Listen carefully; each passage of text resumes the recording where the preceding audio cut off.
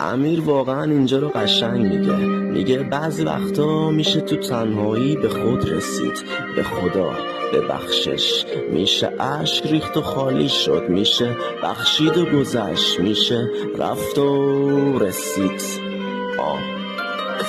منو ببخش اگه کم بودم، متاسفم عزیزم اگه نشست یه وقت غم تو من.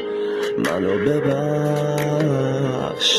ببخش اگه حسودم، اگه یه وقت مست بودم حرفی زدم بگذر.